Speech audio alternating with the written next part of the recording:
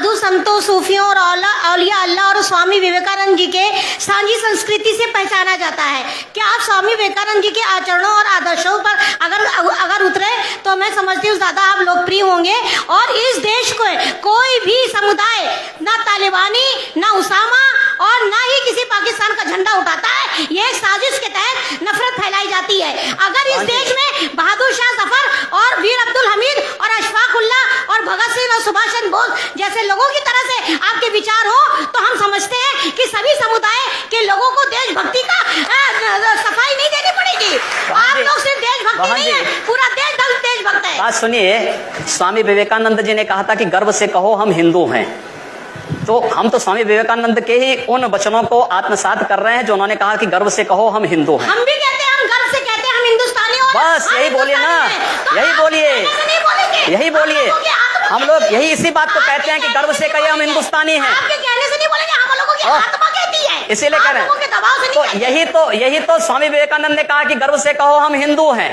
और अगर वही बात मैं कह रहा हूं तो इसमें बुरा मानने की बात कौन सी? योगी जी वो मुसलमान जो हिंदुस्तान में रुके बंटवारे के बाद 1947 के बाद, वो डेमोक्रेटिक सेटअप में रहना चाहते थे, वो नहीं रहना चाहते थे इस्लामी सेटअप में। और उन्हें अपने राष्ट्रवादी होने पर बहुत गर्व है और हमें किसी से सर्टिफिकेट की क्या जरूरत है। हम तो रुके अपने इस डेमोक्रेटिक सेटअप में और हम चाहते हैं कि हिंदुस्तान आगे बढ़े, हमारा भारत आगे बढ़े। तो उसमें बांट के तो आप भारत को पीछे ले जाना चाहते हैं। आप बहन जी बहुत अच्छी बात कह रहे हैं और मुस्लिम है, अपने मौलाना और मौलियों को समझा पाते कि 3 तलाक के मुद्दे पर भी इस प्रकार का फतवा जारी करते बहुत अच्छा होता।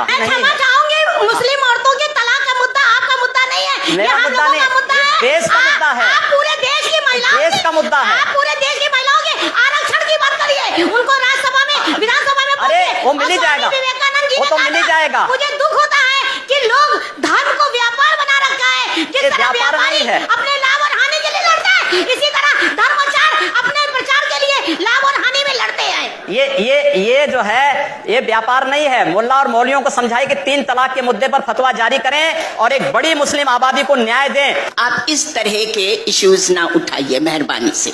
ये वो वक्त आ गया है कि आप देखें कि मुसलमान, औरतों का क्या मुद्दा, मुसलमान खुद मर्द भी एजुकेशन में कितने पीछे है। ये बात उन दलों को समझानी चाहिए जो मुसलमानों को केवल आजादी के बाद वोट बैंक बना करके रख दिए हैं। योगी जी से मैं सहमत हूं कि आप जो सवाल इनको कह रही हैं ये उठाएं, मुसलमानों की गरीबी, गुर्बत और इसकी बात, वहां जो पार्टियां जो मुसलमानों को सदियों से, दशकों से वोट बैंक समझती है, वो पार्टियां भी वहां मुसलमानों के सिर्फ वोट बैंक समझती है, उनके विकास की बात कम करती है। चुनाव में, रमजान के मौके पर, ईद के मौके पर टोपी लगाकर मुसलमानों के साथ तस्वीरें खिंचवाते नेता भी मुसलमानों का भला नहीं करते हैं।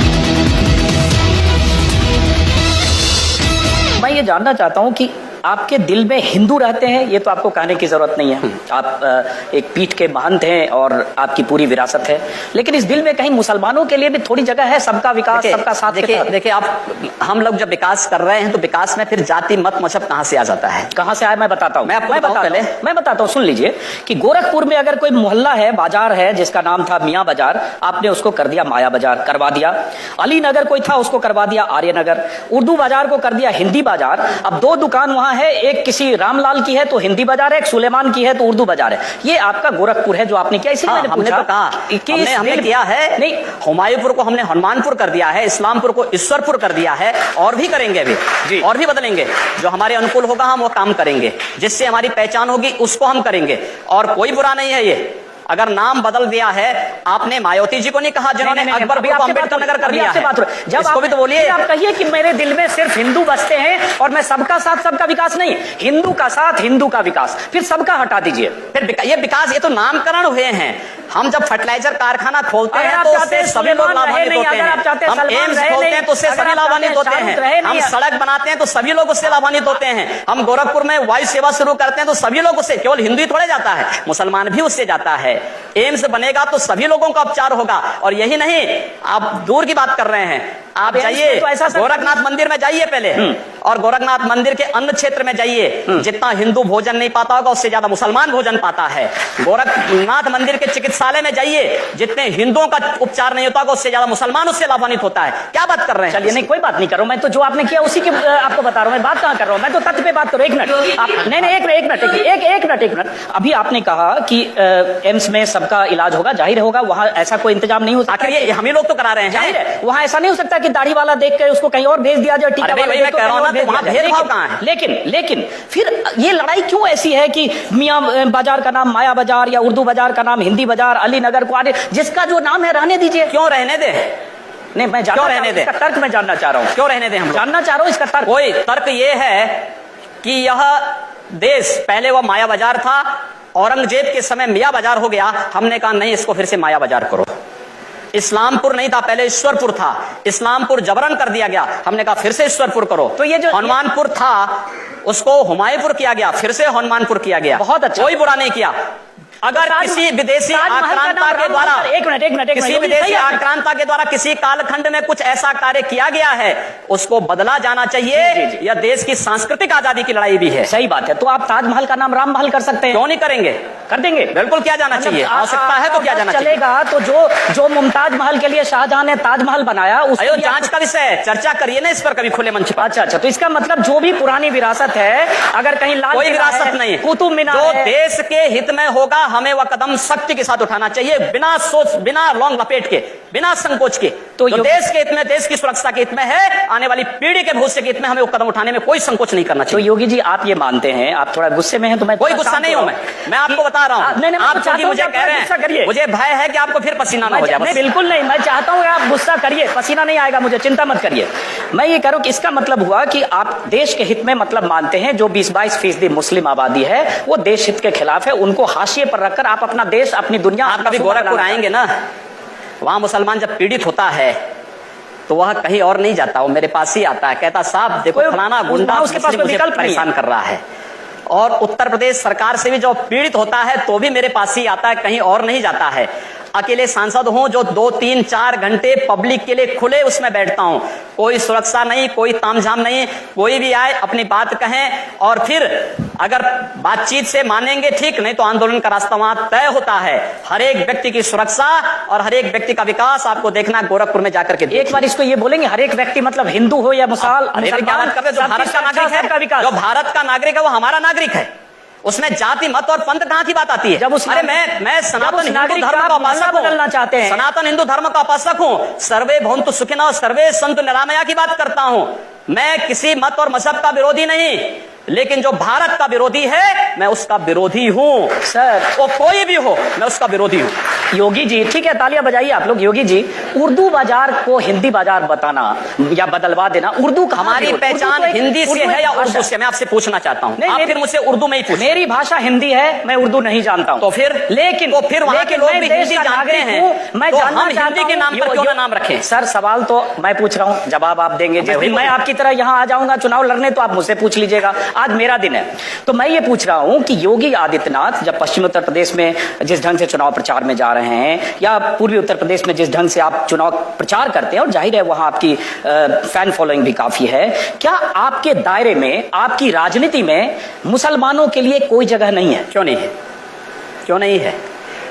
शाहनवाज हुसैन मेरे सबसे अच्छे मित्र हैं। अब डॉक्टर एपीजे अब्दुल कलाम को जब माननीय अटल बिहारी वाजपेयी जी ने राष्ट्रपति के लिए खड़ा किया था, सबसे पहला सांसद था जिन्होंने समर्थन किया था।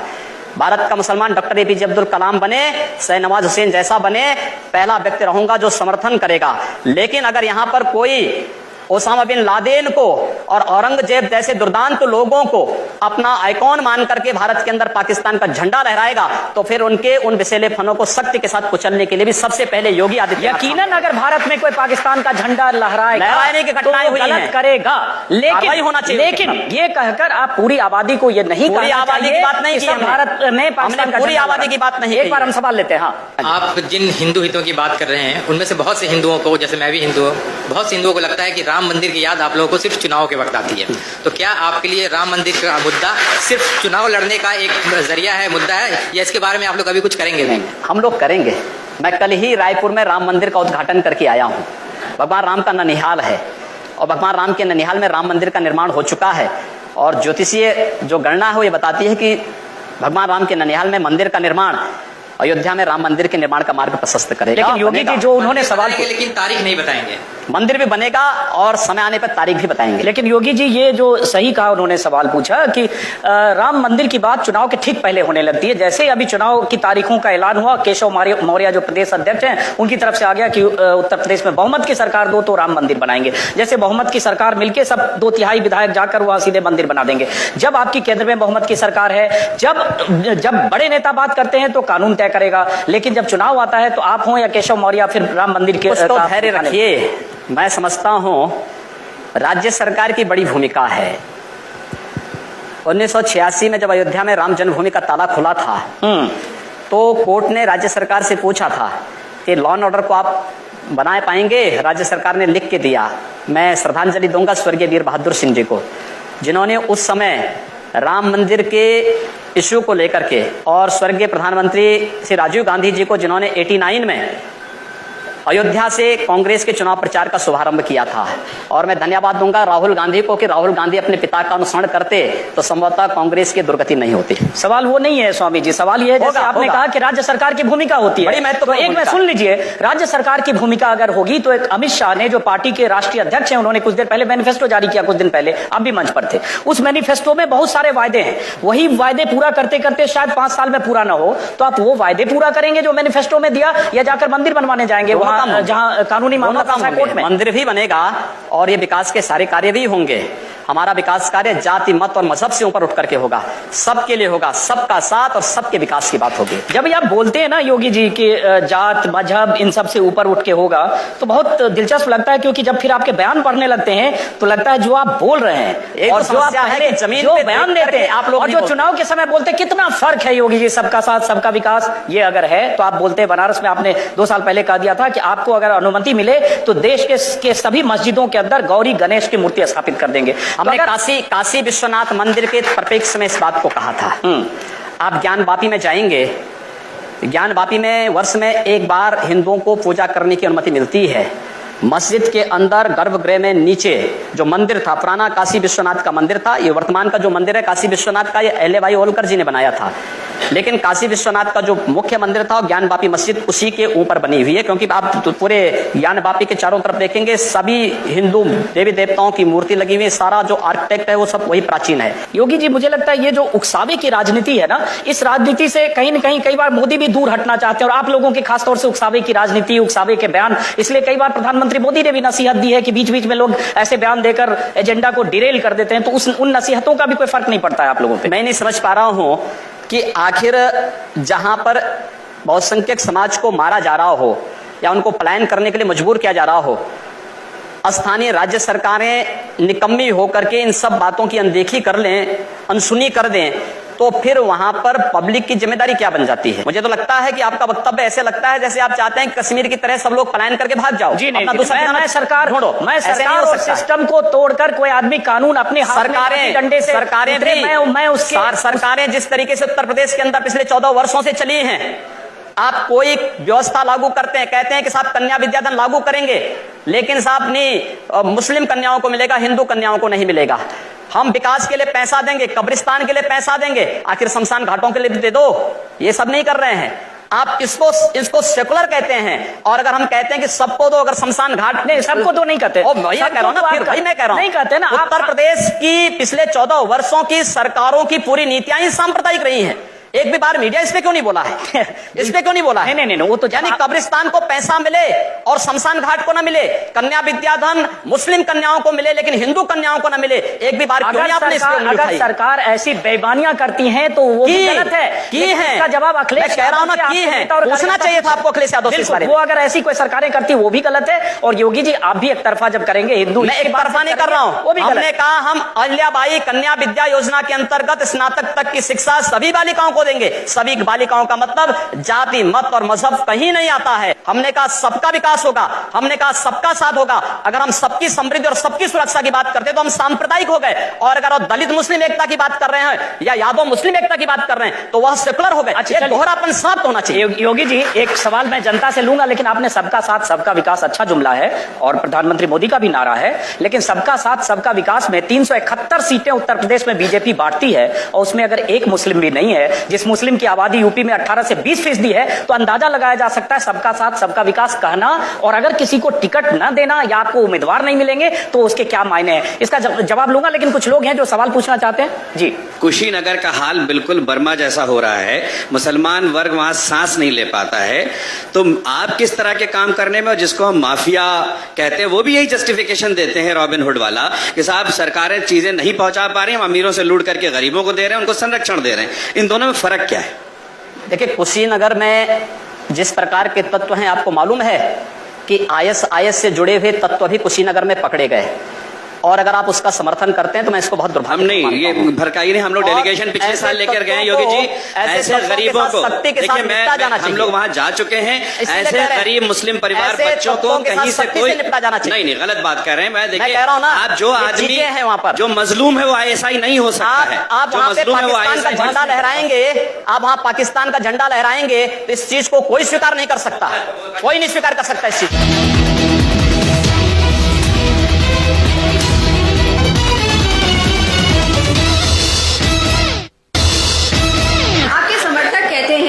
यूपी में रहना है तो योगी योगी कहना है, इसका नारे का क्या मतलब है? और ये डराने वाला नहीं है? अरे भगवान कृष्ण ने भी कहा था कि तस्माद योगी भवा अर्जुन, अर्जुन को कहा अर्जुन योगी बनो। अगर प्रदेश का हर नागरिक योगी बन जाएगा तो प्रदेश का कायाकल्प हो जाएगा, विकास भी हो जाएगी, सुरक्षा भी हो जाएगी। आपसे एक सवाल यह है कि हमारे भारत देश की नींव अखंडता, यूनिटी इन डाइवर्सिटी, चाहे संविधान हो उसमें सब में लिखा हुआ है। क्या आप कभी कोई ऐसा कदम उठाएंगे जिससे हिंदू मुसलमान एक साथ होकर भारत देश की प्रगति में कुछ कर सकें? ये बड़ा गंभीर सवाल है।